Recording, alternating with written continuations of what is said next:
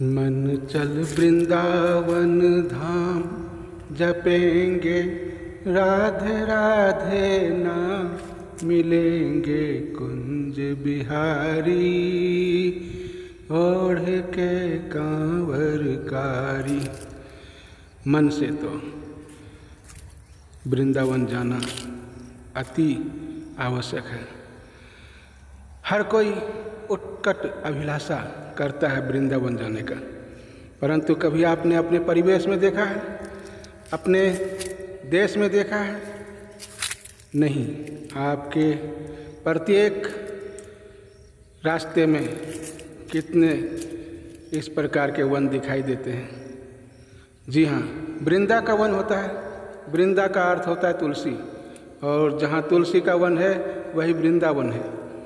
मन से वृंदावन जाए, मन से, क्योंकि आप मन से गए तो वृंदावन अवश्य पहुंच जाएंगे।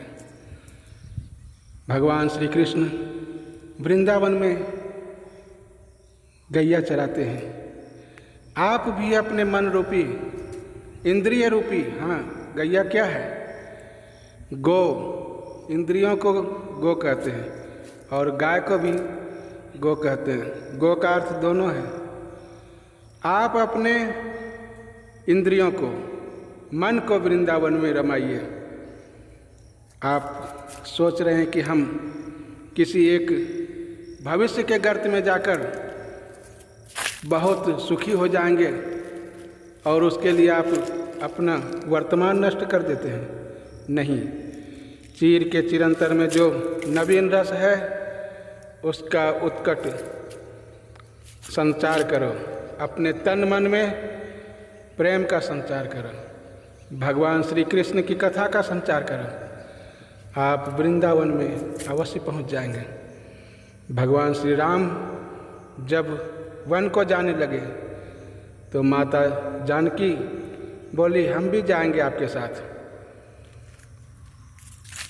वाल्मीकि रामायण में तो यहाँ तक कहा गया है कि माता जानकी ने कहा कि मैं आपके आगे आगे वन में चलूंगी, अग्रे ते गमिष्यामि।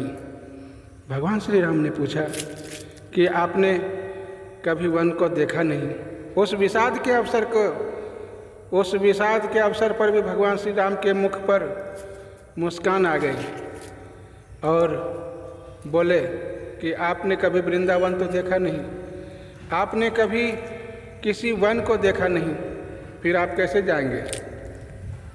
माता जानकी बोली कि आपके चरण कमल इतने कोमल हैं, जब वो वन में विचर सकते हैं तो फिर हम क्यों नहीं?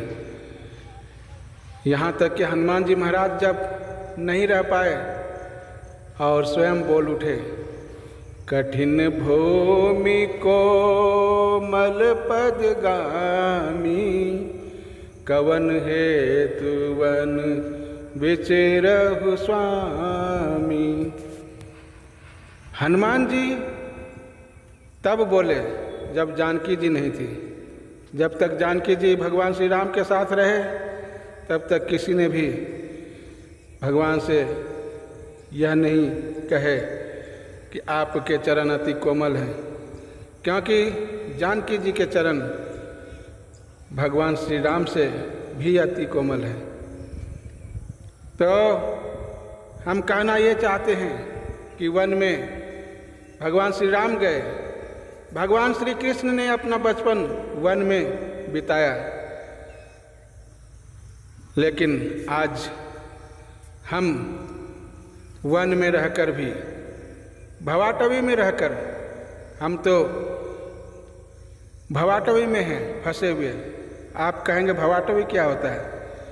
यह संसार ही एक वन है। भव मतलब यह संसार, और अटवी, अटवी का अर्थ होता है वन।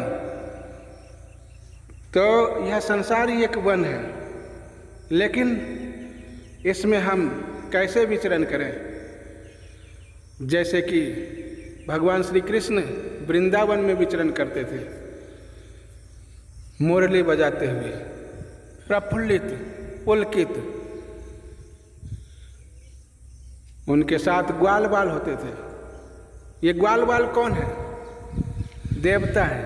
हमारे जो इंद्रिय हैं यही ग्वाल बाल के समान है। आप भी अपने इंद्रियों को वृंदावन में रमाइए, न कि भवाटवी में। मनुष्य प्रत्येक क्षण तिल मिलाकर गिरता है, कभी पाप की ओर, कभी अजगर उसे निगल जाता है, कभी हाथी। भवाटवी का वर्णन है, कहते हैं कि अनेक प्रकार के दस्यु किसको बोलते हैं? डकैत। कई प्रकार के डकैत हैं। भालू, हाथी, अजगर, ये सब आकर वन में हमें परेशान करते हैं। मनुष्य के जीवन में प्रत्येक क्षण कोई न कोई ऐसा व्यक्ति आता है जिसे देखने में तो आप समझते हैं कि ये अपना है, लेकिन वही भालू के समान है, वही हाथी के समान है। और जो इंद्रिय गण हैं यह दस्यु के समान है। आप कहेंगे कि आपने तो अभी कहा था कि इंद्रिय गण देवता के समान है, फिर दस्यु के समान कैसे हो गया? जो देवता के समान है वो डकैत के समान कैसे हो सकते हैं? तो हम कहना यह चाहते हैं, यदि आपने अपने मन को जीत लिया है, यदि आप जितेंद्रिय हैं, तब आपके इंद्रिय देवता के समान हैं। और यदि आपने अपने मन को नहीं जीत पाया तो निश्चय ही इंद्रिय गण दस्यु के समान है। या तो पुरंदर